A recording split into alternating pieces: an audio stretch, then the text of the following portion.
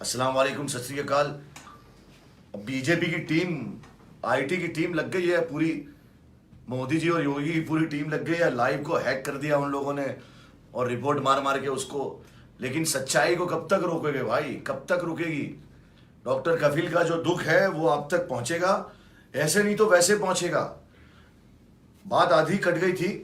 Doctor कफील कह रहे थे कि उनकी जान को खतरा है, उनकी फैमिली को जान को खतरा है, उनके भाई के ऊपर गोलियां चलाई। आगे क्या हुआ डॉक्टर कफील बताइए।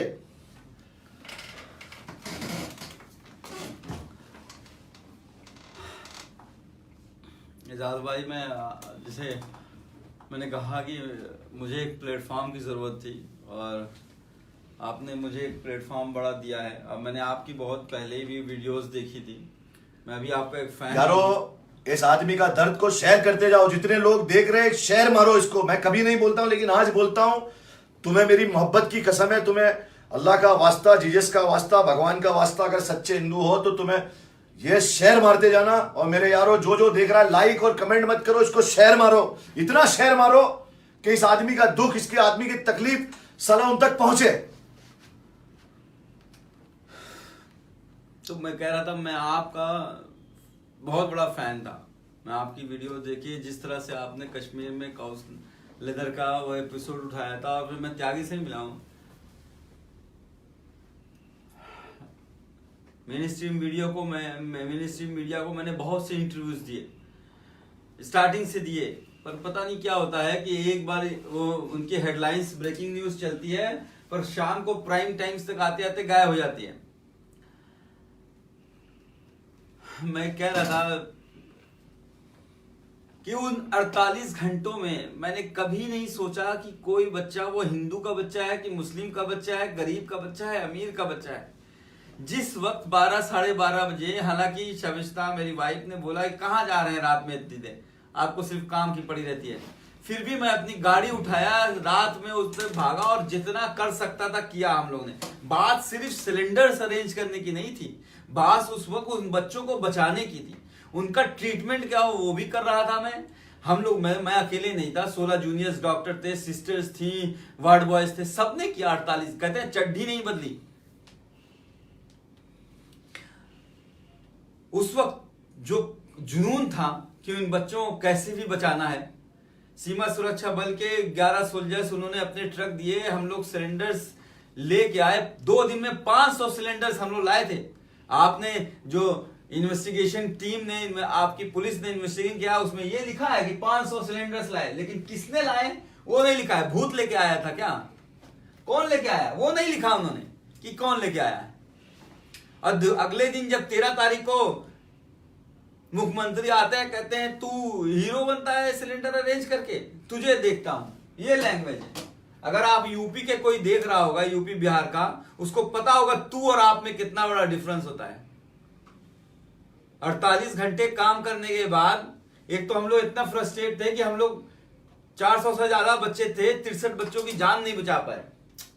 हर घंटे पे एक बच्चा मर रहा था, और जो बच्चे मर रहे थे उनके घर वाले इतने गुस्से में थे, बेचारी औरतें इतनी रो रही भाई, थी। जिसकी कोई औलाद ही नहीं, उसे बच्चों का क्या गम, उसे दर्द का क्या दर्द। वो आदमी को ना औलाद है, ना उसके बीवी है, ना बच्चे है, उसे क्या तकलीफ? वो क्या देश का कुछ कर लेगा?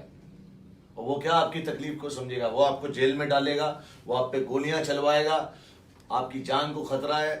अब आपके घर वालों को भी खतरा है, आपके भाई पे भी गोलियां चली। आगे आपके साथ क्या क्या होगा, ये ऊपर वाला आपके साथ है। इनका साथ दो यारों। जेल में जिस तरह से परेशान किया गया 9 महीने, सिर्फ मुझे नहीं, मेरे घर के हर एक बंदे को परेशान किया उन्होंने।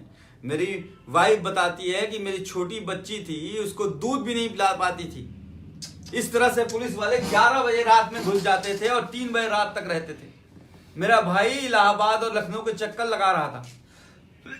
मेरी वाइफ, मेरी भाभी रहती थी, मेरी अम्मी जान हज करने गई थी छोटे वाले भाई के साथ, जिसको गोली लगी है। घर में कोई नहीं रहता था। ये कौन सा नियम है? 6 बजे के बाद तो पुलिस आ नहीं सकती है। गोरखपुर है ना, इसलिए गोरखपुर है, उनका एरिया है, उनका इलाका है, वो वहाँ का मिनिस्टर है। और इस तरह से मैं ये कहूँगा कि गोरखपुर के लोगों को क्या सीने में दिल नहीं है? और रही बात, चलो तो वहाँ के हिंदू तो उसके फॉलोवर है योगी के, लेकिन वहाँ के मुसलमानों को सांप सूंघ गया है या तुम्हारा खून पानी हो गया है। आज डॉक्टर कफिल है, कल तुम हो सकते हो, और अब तो होंगे, क्योंकि अब 2019 आ रहा है।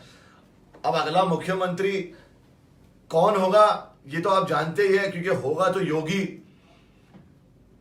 अगर ये योगी इतना जुल्म कर रहा है लोगों पे, आप सबको पता ही है, कितना फेमस किस्सा है भाई। आप समझ लो मेरे घर के सब जितनी भी मेरी वाइफ, मेरे भाभी, मेरी अम्मी जान, सबके जेवर तक हम लोगों को गिरवी रखने पड़े, ये हालत हो गई है। सरकार हमें ये काम नहीं करना है। मैं डॉक्टर हूं, मुझे भाई तुम्हें नौकरी में नहीं रखना है तो निकाल दो, मैं अपना काम करूं। मैं चेयर लेके कहीं बैठ जाऊंगा, 2 मरीज दिखूंगा, कुछ तो जिंदगी चलेगी। आप सस्पेंशन रिवोक नहीं करते हो, आप जो है मुझे नौकरी से निकालते भी नहीं हो, मुझे अपनी काम भी नहीं करने दे रहा, कुछ भी करने नहीं दे रहा। यार आप कैसे चलेगा आदमी का?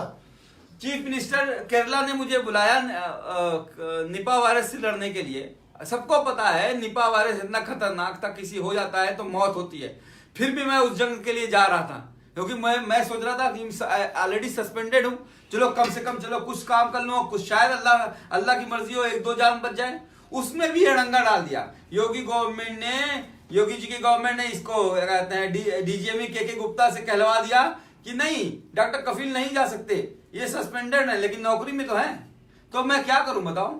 उसके बाद जो अब इन लोगों ने करना स्टार्ट किया है, मेरे भाई को गोली मारी जहां पे चीफ मिनिस्टर खुद सो रहा था, उससे थोड़ी दूर पे, मतलब 500 मीटर की दूरी होगी ज्यादा। भाई आप समझ लीजिए, जहां मैंने ऑटो उतारी है उतनी दूर पे। कहते हैं चीफ मिनिस्टर जहां सोता है वहां कई किलोमीटर तक परिंदा पर नहीं मारता। पर वो पुराने जमाने की अमरीश पुरी की जो मूवी होती थी, 2 स्कूटी से बंदे आते हैं अंगोछा बांधे हुए, पीछे से मेरे भाई को गोली मारते हैं, वो बाइक से गिर जाता है, वो भागता है, वो पीछे से दौड़ाते हैं, जिसे पुराने जमाने की मूवी होती थी। एक गोली फिर मारते हैं, फिर वो भागता रहता है, फिर वो एक गोली मारते हैं, पूरे कंधे से आते हुए गर्दन में अड़क जाती है, वो फिर भी भागता रहता है, और चौथी गोली में शायद वो मर जाता। इत्तेफाक हिम्मत थी काशिफ की, वो भागते रहे। और उसके बाद क्या हुआ, और पुलिस वाले गुंडे आते हैं, जिनको वर्दी वाला गुंडा पुराने जमाने यहां मूवी बनती थी, वो वर्दी वाले गुंडे आते हैं, सीओ प्रवीण कुमार सिंह और एसपी सिटी विनय कुमार सिंह। 4 घंटे तक मेरा भाई, उसको खून बहता रहा,